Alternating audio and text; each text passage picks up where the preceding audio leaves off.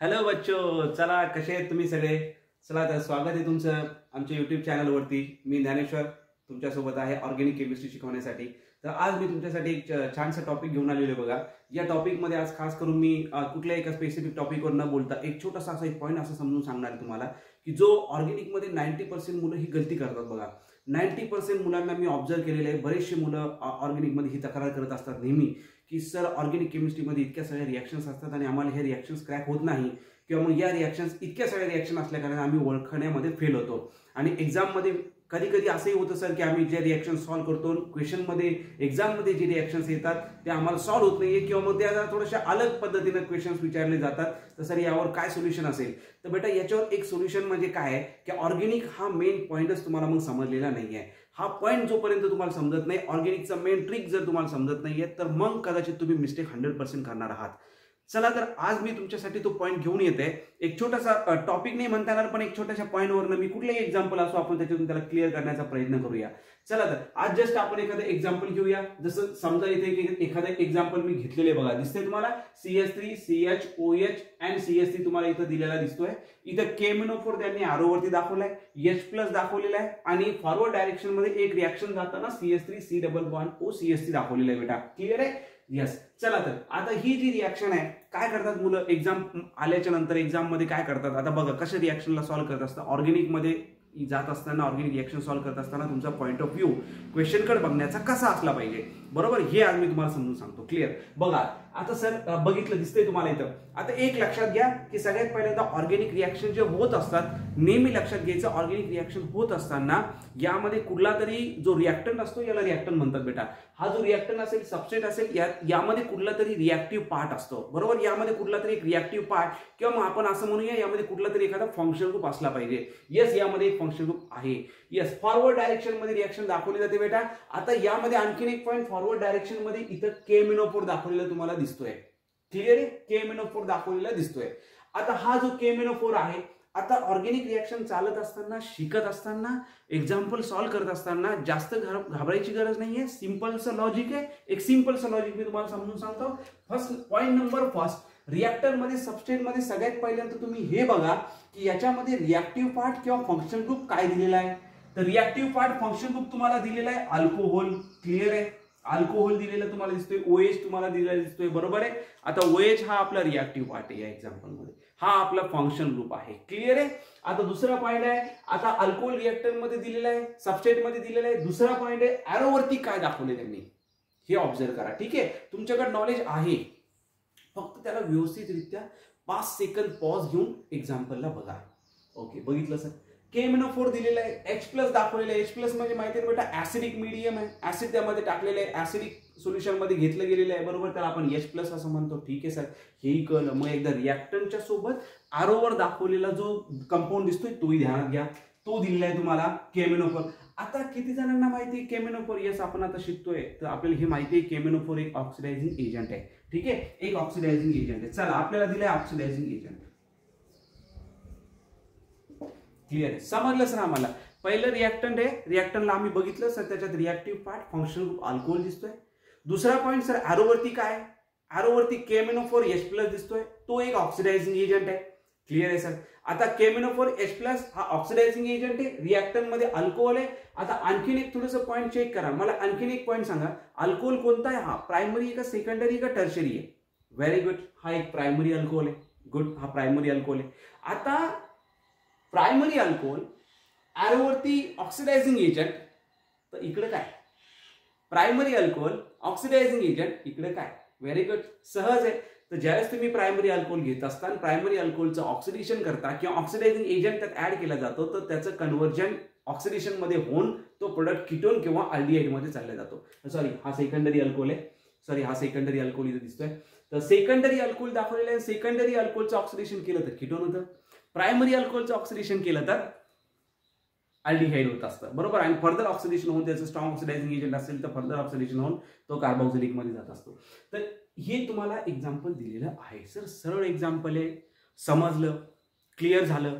Oxidizing agent आहे, केमिनोफोर H+ आहे, ketone मध्ये कन्व्हर्जन होणार आहे, झालं कीटोन मध्ये कन्व्हर्जन. हे वेगळं सांगायची गरज नाही. हे मी तुम्हाला ऑक्सिडेशन समजून सांगत नाहीये, मी ऑर्गॅनिकचा पॉईंट समजून सांगण्याचा प्रयत्न करतोय. ठीक आहे? हे ऑक्सिडेशन झालं, क्लिअर झालं सर? आता ही रिॲक्शन सर आम्ही वर्गामध्ये सॉल्व्ह केली, क्लासेसमध्ये सॉल्व्ह केली, डाऊटमध्ये बी क्लिअर झालं. आता ज्यावेळेस ॲक्च्युअल आम्ही रिॲक्शन सॉल्व्ह करायला गेलो, ॲक्च्युअल ज्यावेळेस आम्ही एक्झाम द्यायला गेलो आणि एक्झाम दिल्याच्या नंतर आम्ही क्वेश्चनला फॉलो केलं, तर क्वेश्चन काहीसा असा आलेला दिसतोय. क्वेश्चन काहीसा असा आलेला तुम्हाला इथं दिसतोय. ठीक, बघा आता क्वेश्चन काहीसा थोडासा असा तुम्हाला इथं दिसेल. आता इथं बरीचशी मुलं विचारतील, बरेचसे मुलं म्हणतील, सर आता तुम्ही इथं शिकवताना आता हा जो क्वेश्चन तुम्हाला इथं दिसतोय क्लिअर आहे, दिसतंय सगळं क्लिअर. हा क्वेश्चन दिलाय तुम्हाला, इथं एक ॲरो दाखवलाय, केमेनोफोर म्हटलंय, एक्सेस म्हटलंय, असिडिक मीडियम म्हटलेलं आहे. होतं काय, आपली मुलं गलती कुठं करतात, ऑर्गेनिकमध्ये सगळ्यात मोठी मिस्टेक हीच असते आणि ऑर्गेनिकमध्ये सगळ्यात मोठी कन्सेप्ट हीच आहे पोरांनो, ही तुम्हाला समजली म्हणजे क्लिअर होईल. काय की कधी पण ऑर्गेनिकमध्ये नेहमी लक्षात ठेवा, hydrocarbon part as a base म्हणून यूज केला जातो. हायड्रोकार्बन पार्ट जस्ट फक्त प्रोव्हाइडिंग कार्बन ॲटम प्रोव्हाइड करण्यासाठी केला जात असतो. तो काही रिॲक्शनमध्ये इन्व्हॉल्व नसतो. तसे मी किती पण चेन फॉर्म तयारी करू शकतो. क्लिअर आहे. आता एक एक्झाम्पल दिलं, अरे बापरे सर यात तर 2 OH दाखवलेत, सर यात तर 2 रिंगा दाखवल्यात, यात CCH3 ग्रुप दाखवला, CCH3 ग्रुप 2दा दाखवलेत. आणि ज्यावेळेस आम्ही शिकलो सर त्यावेळेस आम्ही हे प्रिडिक्ट केलं नव्हतं की असं क्वेश्चन असेल. आम्हाला वाटतं साधा जसं क्वेश्चन होतं तसं यायला पाहिजे, पण सर हा क्वेश्चन तर आम्ही सॉल्व्ह नाही केला. हो, तू क्वेश्चन सॉल्व्ह कसा करणार? ऑर्गेनिकमध्ये कुठेही क्वेश्चन रिपीट होत नाही.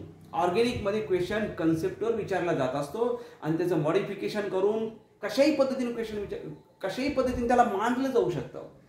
मग आता सर हे कसं करणार, 2 रिंगा 2 OH आता कसं समजायचं? बिलकुल 70% मुलं ही क्वेश्चन बघितल्याच्या नंतर स्किप करणार आणि पुढच्या क्वेश्चनकडे जाणार.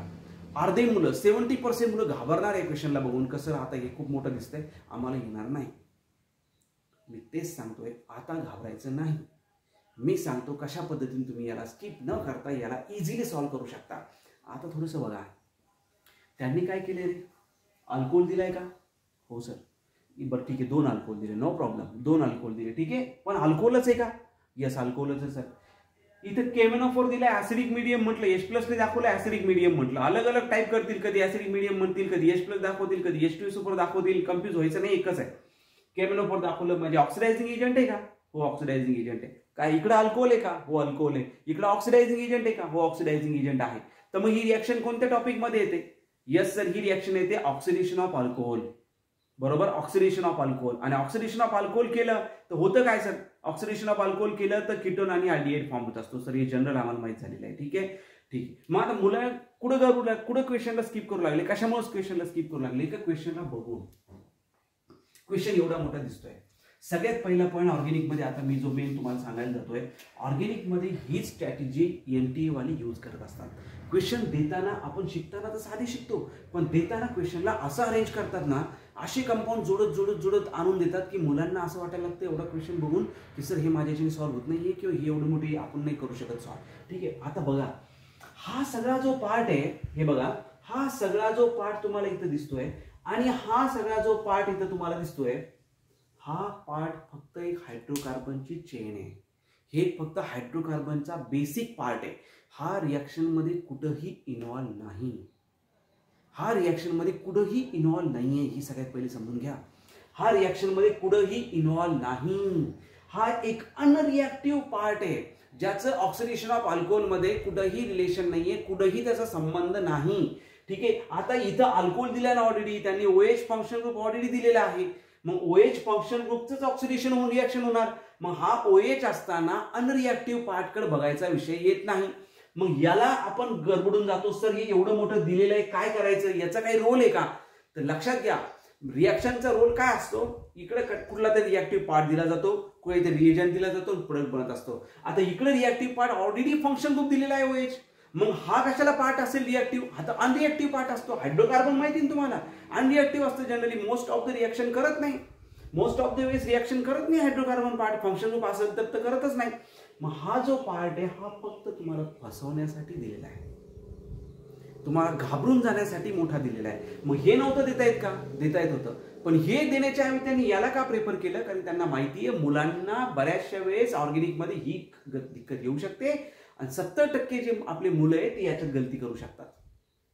आणि मग याला अरेंज करून ते काहीतरी ऑप्शन्स देतील. अलग अलग प्रकारचे ऑप्शन देतील, गडबडून टाकतील मुलांना, बरोबर, इकडे काहीतरी करून दाखवतील. पण तुम्ही समजायला पाहिजे की सर OH दिलेला आहे, ऑक्सिडायझिंग एजंट दिलेला आहे, हो 2-2 OH दिलेले आहे. अरे बाबा 2-2 OH दिलेले आहे, पण इथे एक्सेस पण तर दिलेलं आहे. एक्सेसचा मिनिंग थोडं जास्त टाका, कारण की 2 अल्कोहोल आहेत, दोघांना पुरलं पाहिजे, मग थोडं जास्त टाका. एक्सेस असं वर्ड दिला ना त्यांनी, समजून घ्या. एक्सेस वर्ड दिला म्हणजे थोडंसं जास्त टाका आणि रिॲक्शन तुमची अशी बनेल, कीटोन आणि कीटोन. बघा मला सांगा, मी हे बघा इथं काही धक्का दिला का रे पोराव, जसा तसा पार्ट आहे. इथं काही चेंज केलं का रे, काहीच नाही, जसाच्या तसा पार्ट आहे. म्हणजे जनरल ऑक्सिडेशन ऑफ अल्कोहोल होतं, फक्त त्यांनी तुम्हाला अलग अलग हायड्रोकार्बनच्या रिंगा आणि चेन जोडून कन्फ्यूज करण्याचा प्रयत्न केला. आता लक्षात घ्या, कधीही ऑर्गॅनिक केमिस्ट्रीची रिॲक्शन सॉल्व्ह करत असताना फक्त फोकस करायचा की रिॲक्टंटमध्ये रिॲक्टिव्ह पार्ट कोणता आहे आणि रिएजंट कोणता दिलेला आहे, या दोघांचं रिलेशन लावून ओळखायचं की ही कन्सेप्ट कोणती आहे. आणि मग जो राहिलेला पार्ट आहे हा फक्त आणि फक्त तुम्हाला गुंतवण्यासाठी, कन्फ्यूज करण्यासाठी दिलेला आहे. बाकी त्याचा कुठंही काही काडीचा संबंध नाही आहे. हा फक्त कन्फ्यूज करण्यासाठी दिलेला पार्ट आहे. कळतंय तुम्हाला? तर ऑर्गॅनिक केमिस्ट्रीमध्ये पॉईंट लक्षात आले तुम्हाला. एक पॉईंट तुम्हाला समजला की हा पार्ट फक्त एक अनरिॲक्टिव्ह पार्ट असतो. असे आम्ही कितीतरी रिंगा इथं जोडू शकतो. तुम्ही म्हणाल तर मी इथं सुद्धा एक रिॲक्शन जोडू शकतो, एक रिंग जोडू शकतो. मग काय तुम्ही आणखीन घाबरून जायचं तर सर आणखीन एक रिंग जोडलेली, बापा रे बापा. नाही नाही, घाबरायचं नाही. ती रिंग म्हणजे जस्ट सॅच्युरेटेड हायड्रोकार्बन आहे, which is very very unreactive, react करत नाही. Only provide hydrocarbon part, only provide carbon for reactions, just carbon. रेल्वेचे डबे नसतात का, इंजिन महत्वाचं असतं, बाकी सगळे डबेच असतात. तशा प्रकारचा जोडलेला डबा आहे, फक्त नुसतं घेऊन चाललोय आपण ढकलत त्याला पुढे, इथून इकडे काय त्याच्यात. हा, आणि त्याला लिहायचं आहे मात्र, सोडायचं नाही. नाही एखादा ग्रुप सोडून दिला मग चुकला तुमचा कंपाऊंड. हा जसा तसा लिहा, हा जसा तसा लिहा. मग काय अवघड आहे का याच्यामध्ये? नुसतं लिहिणं अवघड आहे का? काहीच नाही, फक्त एवढ्याच जागेत बघायचं होतं, एवढ्याच जागेत बघायचं होतं, बाकी इकडे बघायचंच नव्हतं. अशीच बाकीच्या पण रिॲक्शन्स असतात. बाकीच्यामध्ये पण एक रिॲक्टिव्ह पार्ट दिलेला असतो आणि एक रिएजंट दिलेला असतो, बस त्याला बघा. बाकी असं घाबरू नका का 2 रिंगा दिल्या, 3 रिंगा दिल्या, सर बॉन्डलाईन फॉर्म्युला दिला किंवा असं काही दिलंय क्वेश्चन की ज्याच्यामध्ये खूप अलग अलग कंपाऊंड्स आहेत, मोठा मोठा ग्रुप दिलाय म्हणून घाबरायचं बिलकुल नाही. मोठा ग्रुप असो का छोटा ग्रुप असो, पॉईंट काय बघायचं तुम्ही, तुम्हाला स्वतःवर कॉन्फिडन्स असला पाहिजे, स्वतःवर फोकस करायचा, आपल्या नॉलेजवर आपल्याला भरोसा ठेवला पाहिजे. पहिला पॉईंट, रिॲक्टंट म्हणजे रिॲक्टिव्ह पार्ट कोण, फंक्शन ग्रुप कोण. दुसरा पॉईंट, ॲरोवरती रिएजंट कोण. या दोघांचं रिलेशन लावून आन्सर काढायचं आहे, ना की एक्झाम्पलला बघून घाबरायचं आहे. पॉईंट क्लिअर झाला? तर या पद्धतीनं तुम्हाला क्वेश्चन सॉल्व्ह करता आले पाहिजे. असेच भरपूर काही क्वेश्चन्स मी आणखीनही तुम्हाला पुढे समजून सांगत राहील. थांबूया आज इथपर्यंतच. सबस्क्राईब नक्की करा. थँक्यू.